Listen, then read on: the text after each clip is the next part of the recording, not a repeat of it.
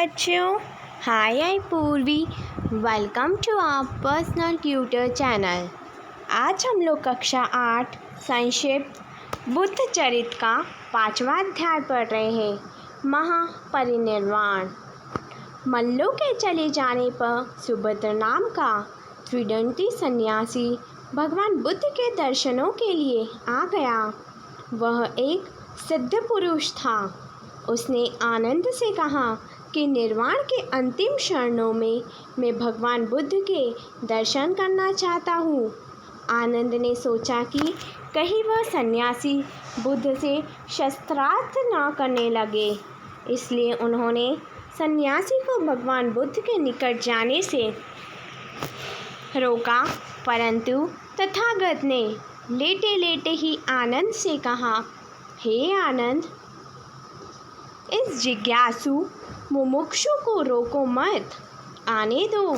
यह सुनकर सुभद्र सविनय सुगत के पास गया और प्रणाम करके बोला, हे भगवान, मैंने सुना है कि आपके मोक्ष के जिस मार्ग का प्रतिपादन किया है वह अन्य सभी मार्गों से भिन्न है। कृपापुंज वह मार्ग कैसा है, मुझे बताने की कृपा करें। मैं जिज्ञासावश आपके पास आया हूँ, विवाद के लिए नहीं। सुभद्र की प्रार्थना सुनकर तथागत ने उसे अष्टांग मार्ग का उपदेश दिया। इसे सुनते ही सुभद्र की ज्ञान दृष्टि सम्यक रूप से खुल गई। वह उसी तरह प्रसन्नता का अनुभव करने लगा जैसे भटका हुआ राही अपने गांव पहुंच जाने पर करता है। उसने गदगद होकर कहा, मैं अब तक जिस मार्ग का अनुसरण कर रहा था वह श्रेयस्कर नहीं था। आज मुझे सच्चा मार्ग मिल गया है। अत्यंत प्रसन्न होकर सुभद्र ने भगवान बुद्ध की आँख और देखा और आँखों से आंसू भरकर निवेदन किया, हे पूज्य गुरुवर, आपके मृत्यु का दर्शन करना मेरे लिए उचित नहीं होगा, अतः मैं उससे पहले ही अपनी देह त्याग कर निर्वाण पद प्राप्त करने की अनुमति चाहता हूँ। ऐसा कहकर त्रिदंडी सुभद्र ने भगवान बुद्ध को प्रणाम किया, शील की तरह स्थिर होकर बैठ गया और एक ही क्षण में वायु से बुझे दिए की भांति निर्वाण को प्राप्त कर गया। संस्कार के ज्ञाता तथागत ने तब सुभद्र का अंतिम संस्कार करने का आदेश दिया और कहा, सुभद्र मेरा उत्तम और अंतिम शिष्य था। आधी रात बीतने पर जब चांदनी के प्रकाश का विस्तार हुआ, सारा वन प्रदेश पूरी तरह शांत हो गया। तब भगवान बुद्ध ने वहाँ उपस्थित सभी शिष्यों को बुलाया और अंतिम उपदेश दिया। उन्होंने कहा, मेरे निर्वाण के बाद आप सबको इस प्रतिमोक्ष को ही अपना आचार्य, प्रदीप तथा उपदेष्टा मानना चाहिए। आपको उसी का स्वाध्याय करना चाहिए, उसी के अनुसार आचरण करना चाहिए।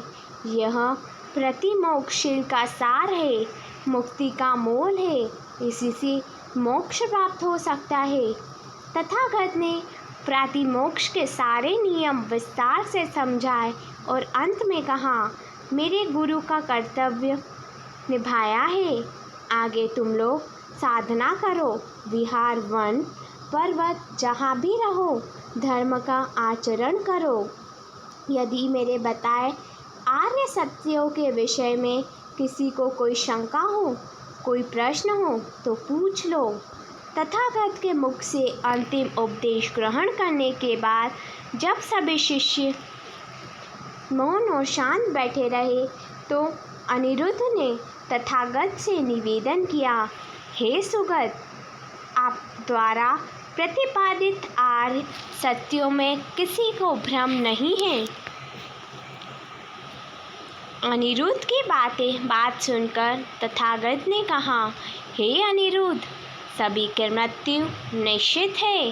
अब मेरे जीवित रहने से संसार को कोई लाभ नहीं। स्वर्ग और भूलोक में जो भी दीक्षित होने योग्य है वे सभी धर्म में दीक्षित हो गए।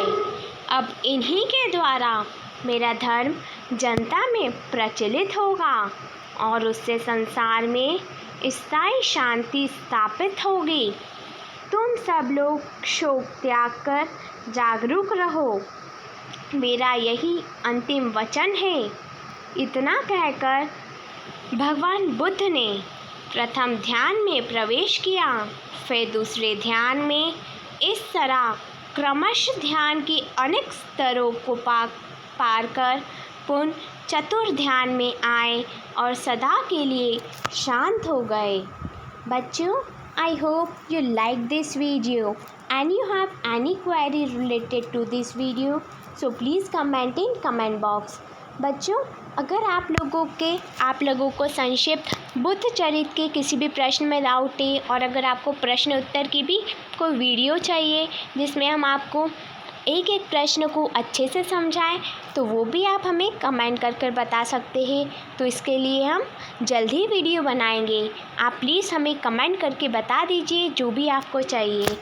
और अगर आपको इस वीडियो से रिलेटेड कोई भी डाउट हो और प्रश्न उत्तर में कोई भी किसी भी सब्जेक्ट के किसी भी क्वेश्चन में किसी भी टॉपिक में कोई भी क्वेरी हो, तो वो भी आप हमसे पूछ सकते हैं। और अगर आपको संक्षिप्त बुद्ध चरित्र का कोई ऐसा प्रश्न कठिन लग रहा हो जो आपको नहीं आ रहा हो, तो वो आप हमें कमेंट करके बता दीजिए। तो हम बहुत जल्द उस पर भी एक नई वीडियो बनाएंगे ताकि वो आंसर आपको जल्द से जल्द मिल सके। ठीक है। If you have any doubt related to this video, so please comment करके बताएं। थैंक यू बच्चों, enjoy your day, have a nice day.